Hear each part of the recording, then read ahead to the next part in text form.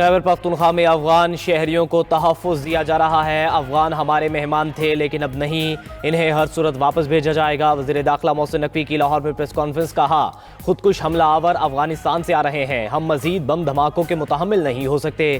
خیبر پختونخوا حکومت پہلے ملک کا سوچے پھر سیاست کرے، کوئی صوبہ اپنی پالیسی بنا کر نہیں چل سکتا۔ وزیر داخلہ کا فیک نیوز کے خلاف کارروائی کا عندیہ، بولے سوشل میڈیا پر 90% خبریں غلط چل رہی ہوتی ہیں، یہ نہیں ہو سکتا کہ جو چاہیں سوشل میڈیا پر چلا دیں۔ سوشل میڈیا پر غلط خبر پر کریک ڈاؤن ہوگا، قومی سلامتی کے معاملے پر کوئی سمجھوتا نہیں ہوگا۔ جو لوگ باہر بیٹھے ہیں انہیں بتا دوں کہ آپ لوگ بہت جلد واپس آ رہے ہیں، آپ کو ساری باتوں کا جواب دینا ہوگا۔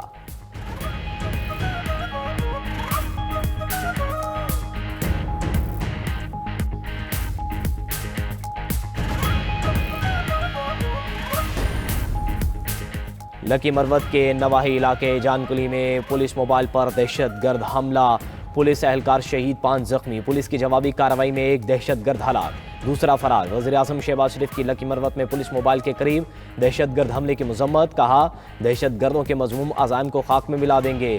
گورنر خیبر پختونخوا فیصل کریم کنڈی اور وزیر اعلیٰ سہیل آفریدی کی بھی حملے کی مذمت، کہا امن و امان قائم رکھنا حکومت کی اولین ترجیح ہے، اس قسم کے بزدلانہ حملے ہمارے حوصلے پست نہیں کر سکتے۔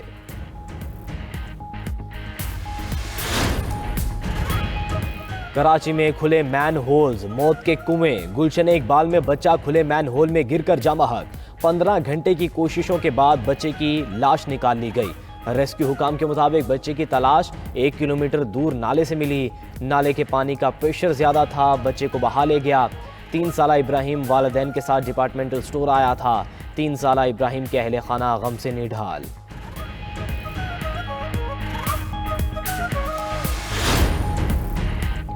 بدقسمتی سے بچے کے گٹر میں گرنے کے واقعے پر کچھ لوگ سیاست کر رہے ہیں، الزام تراشی اور بیان بازی افسوسناک ہے۔ واقعے کی CCTV فوٹیج نکال کر شفاف تحقیقات کی جائیں گی۔ میئر کراچی مرتضی وہاب کی میڈیا ٹاک، ماں کی تڑپ کا احساس اور واقعے پر افسوس ہے، عوام کے سامنے جواب دہ ہوں، سرکار کی جانب سے لاپرواہی ہوئی تو کارروائی ہوگی۔ میئر کراچی مرتضی وہاب کی زیر صدارت KMC کا اجلاس، میئر کراچی نے اپوزیشن لیڈر کو نیپا سانحہ پر گفتگو کرنے سے روک دیا، اپوزیشن کے نعرے بازی۔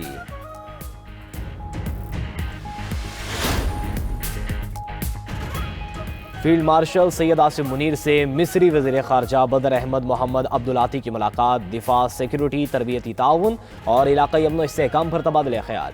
برادر ممالک کے درمیان دو طرفہ تعلقات کا جائزہ، دفاع اور وسیع تر اسٹریٹجک شعبوں میں ہم آہنگی کو مضبوط بنانے کا عزم۔ ISPR کے مطابق بدلتی علاقائی سیکیورٹی صورتحال کے پیش نظر ابھرتے چیلنجز سے نمٹنے کے لیے اعلیٰ سطح کے تبادلوں کی اہمیت پر زور۔ مصری وزیر خارجہ نے مصری قیادت کی جانب سے گرم جوشی پر مبنی نیک تمنائیں پہنچائیں اور پاکستان کے ساتھ تمام شعبوں میں تعاون میں اضافے کی دلچسپی کا اظہار کیا۔ نائب وزیر اعظم اسحاق ڈار سے کینیڈین ہائی کمشنر کی ملاقات، اقتصادی، تجارتی اور زرعی تعاون بڑھانے پر زور۔ ترجمان دفتر خارجہ کے مطابق کینیڈا کا ریکوڈک منصوبے پر بیرک گولڈ کی پیش رفت اور پاکستان میں سرمایہ کاری پر اظہار دلچسپی۔ کینیڈین ہائی کمشنر نے کینیڈین کینولا کی پاکستان درآمد میں معاونت پر شکریہ ادا کیا۔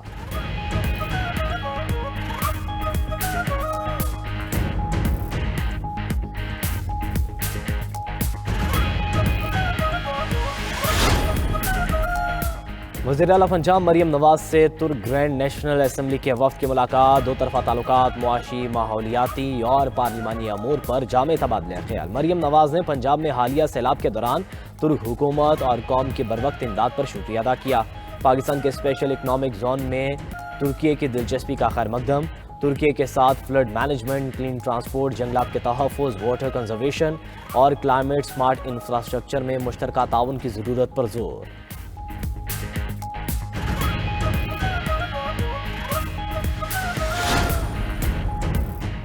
وزیر اعلیٰ سندھ سید مراد علی شاہ کی زیر صدارت کابینہ کا اجلاس، سولر انرجی پروجیکٹ میں 3 بلین روپے کا فراڈ کی تحقیقات کا فیصلہ۔ کابینہ نے پروجیکٹ میں ہونے والے فراڈ کی انکوائری اینٹی کرپشن کو بھیجنے کا حکم دے دیا۔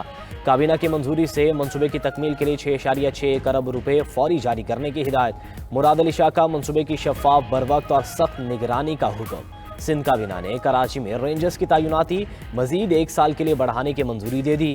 رینجرز انسداد دہشت گردی ایکٹ کے تحت اختیارات کے ساتھ پولیس کی معاونت جاری رکھے گی۔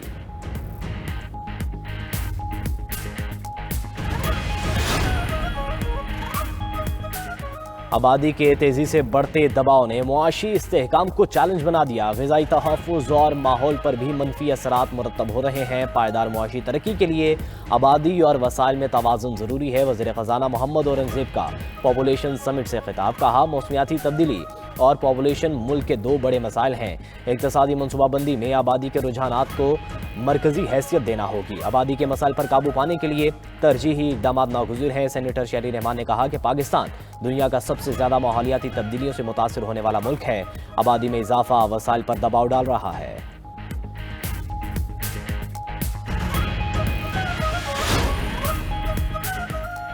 Chairman P T I barrister Gohar نے گورنر راج کی خبروں کو چہمگوئیاں قرار دے دیا۔ کہتے ہیں خیبر پختونخوا کسی صورت گورنر راج کا متحمل نہیں ہو سکتا۔ صوبہ آئین و قانون کے مطابق چلے گا۔ بانی پی ٹی آئی ملاقاتیں بہت ضروری ہیں۔ ہماری آخری ملاقات 4 نومبر کو ہوئی تھی۔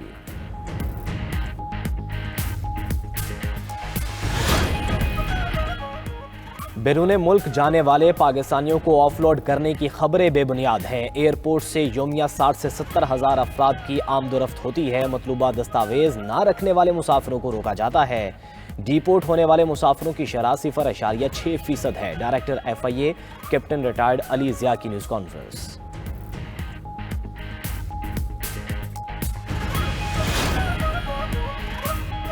مودی سرکار دشمنی میں انسانیت بھلا بیٹھی۔ بھارتی حکومت فضائی حدود بند کر کے سری لنکا میں پاکستان کے ریسکیو آپریشن میں حائل ہو گئی۔ پاک فوج کی 45 رکنی ٹیم این ڈی ایم اے اور پاک فضائیہ کے مدد سے C-130 طیارے کے ذریعے سری لنکا روانگی کے لیے تیار۔ بھارت نے انسانی ہمدردی کے مشن کے لیے فضائی اجازت دینے سے انکار کر دیا۔ 100 ٹن امدادی سامان بحری راستے سے 8 دن میں سری لنکا پہنچے گا۔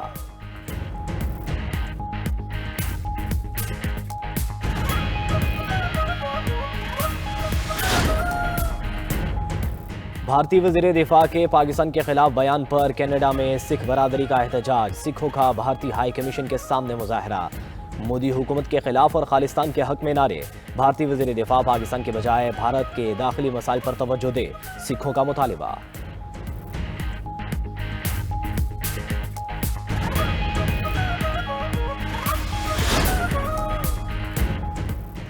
اور امریکی صدر ٹرمپ کی وینزویلین صدر کو فوری ملک چھوڑنے کی وارننگ۔ امریکی میڈیا کے مطابق نکولس مادورو فوراً استعفیٰ دے دیں تو انہیں محفوظ انخلا کی ضمانت دی جائے گی۔